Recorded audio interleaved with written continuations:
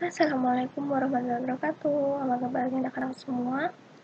Semoga selalu dalam keadaan sehat dan baik-baik saja ya.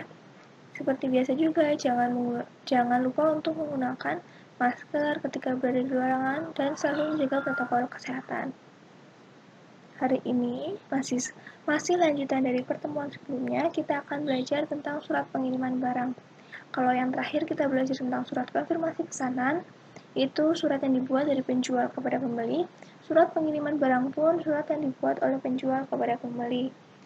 Jadi setelah si pembeli mengirimkan surat pesanan, kalau memang pesanannya sudah jelas, si penjual bisa langsung membuat surat pengiriman barang. Tapi ketika misal si pembeli hanya mencantumkan barang-barangnya saja, kurang detail seperti itu pemesanannya. Nah, si penjual bisa melakukan pengiriman surat konfirmasi pesanan. Jadi antara surat konfirmasi pesanan dan surat pengiriman barang tidak harus dua-duanya dikirimkan, tergantung kebutuhan si penjual. Kalau pesanannya udah jelas, berarti bisa langsung dikirim. Tapi kalau misalnya pesanannya kira-kira meragukan, pesannya berapa dan sebagainya, bisa mengirimkan surat konfirmasi pesanan terlebih dahulu. Jadi surat ini ada kaitannya dengan surat sebelumnya ya.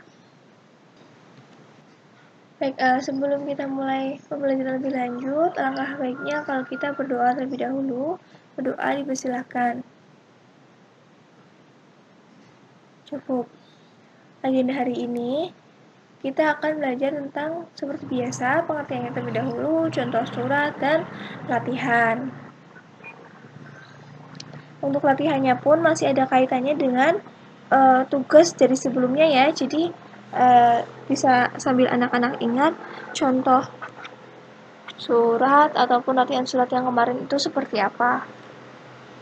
Surat pengiriman barang, seperti yang sudah saya sampaikan, surat pengiriman barang ataupun surat pengiriman pesanan itu sama saja ya, berisi tentang informasi bahwa barang-barang yang dipesan oleh si pembeli sudah dikirimkan oleh si penjual dengan detail-detail yang lebih komplit. Detail-detailnya seperti apa nanti kita akan pelajari. Jadi pengertiannya dulu, surat pengiriman pesanan adalah surat yang dibuat oleh penjual kepada pembeli yang berisi tentang jenis dan jumlah barang yang dikirim kepada pembeli atau pemesan. Jadi kalau kemarin konfirmasi pesanan surat dari penjual kepada pembeli, surat pengiriman barang pun sama, dari penjual kepada pembeli atas barang yang dipesan oleh si pembeli. Untuk lebih mudah memahami, kita langsung lihat contoh suratnya seperti apa.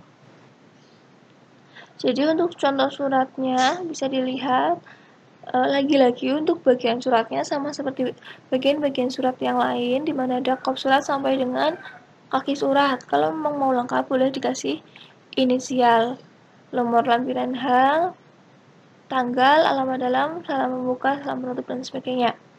Untuk isi juga dibagi menjadi 3, paragraf pembuka, isi dan foto. Paragraf pembuka berisi tentang alasan pembuatan surat dan hubungan dengan surat sebelumnya.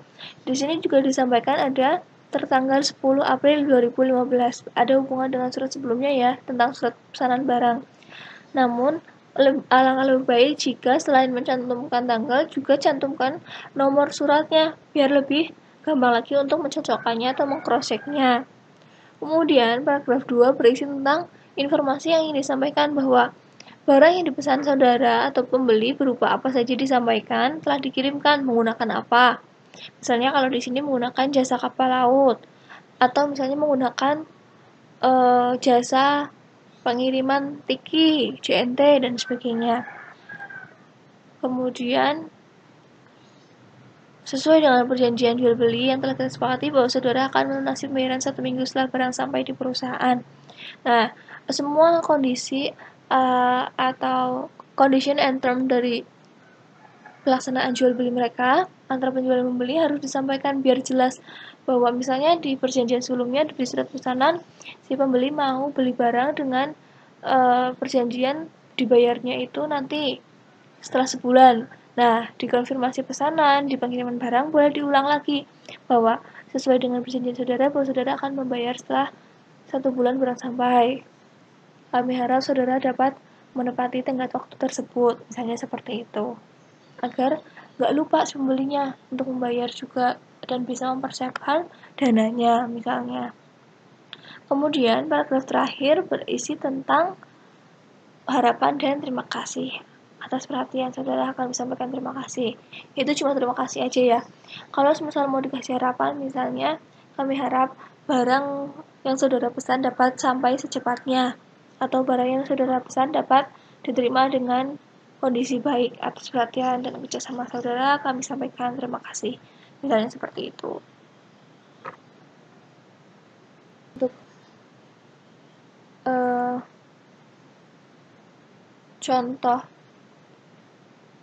surat, untuk contoh tugas konfirmasi pesanan yang kemarin seperti ini ya anak-anak. Bisa dipahami lagi, diingat lagi untuk bisa menjawab atau mengerjakan tugas hari ini. Nah, tugas hari ini, tugas tentang pengiriman pesanan adalah membuat surat pengiriman pesanan atau barang berdasarkan kelanjutan dari tugas 5. Pengiriman digunakan melalui kurir perusahaan pembeli dengan pengiriman digunakan melalui kurir perusahaan penjual dengan menggunakan truk nomor polisi AB bla bla bla. Surat dibuat di Word dan dikumpulkan dalam bentuk file, dikirim ke email guru dengan deadline akhir minggu ini. Jadi kalau yang tugas 5 kan sudah dikerjakan kemarin ya anak-anak. Nah, sekarang tugas 6-nya adalah melanjutkan masih satu tema dalam tugas 5 kemarin. Jadi untuk barang-barang yang dikirimkan adalah sama seperti barang-barang yang ada di tugas 5. Baik anak-anak, bagaimana dengan materi hari ini? Apakah lebih bisa dipahami? Semoga bisa dipahami ya.